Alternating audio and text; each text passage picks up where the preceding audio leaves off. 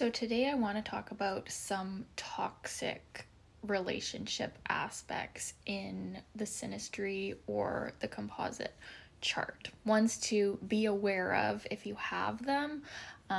It can be quite a difficult relationship. So the first one is a square between Mars, so one person's Mars and the other person's Pluto, or Mars square Pluto in the composite chart, which is a separate chart of the relationship itself.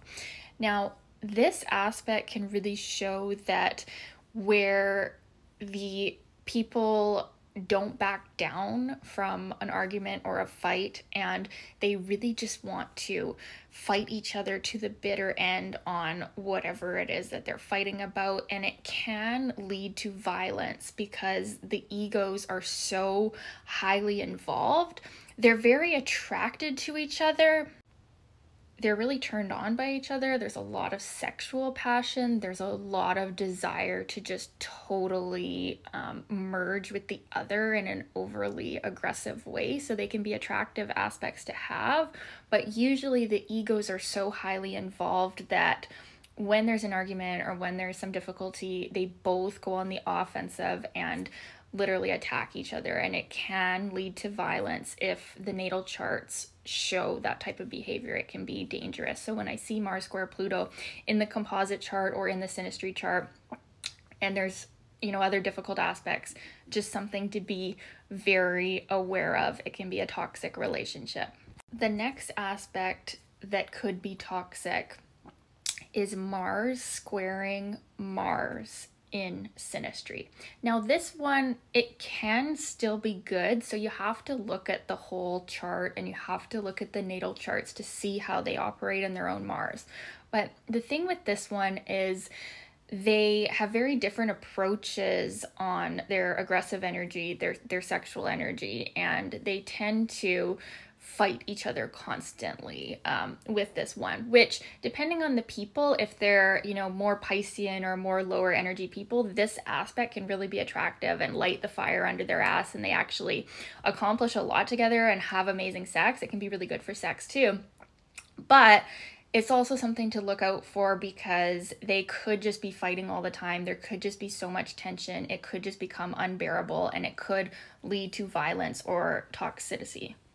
The next one would be Mercury in one partner's chart, square or opposite to the other partner's Pluto.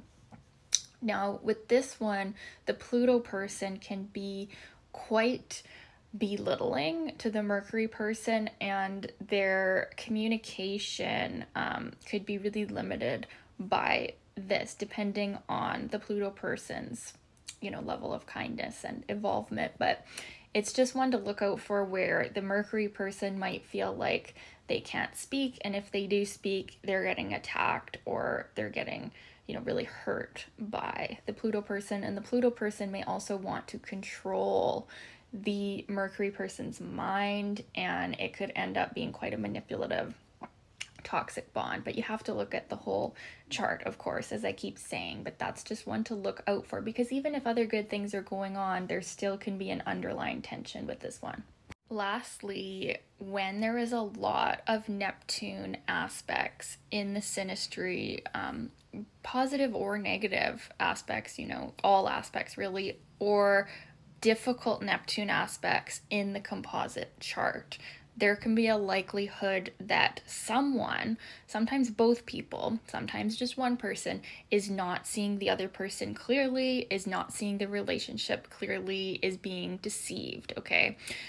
So Neptune is always something to look out for, especially harsh aspects, because often we just don't really know what's going on with the relationship. And sometimes that's a good thing. Sometimes actually it lends a really high level of romanticism, which keeps things like a fantasy, and that can be really good for certain people as long as the people aren't being deceived or hurt. So Neptune aspects are always something to look out for.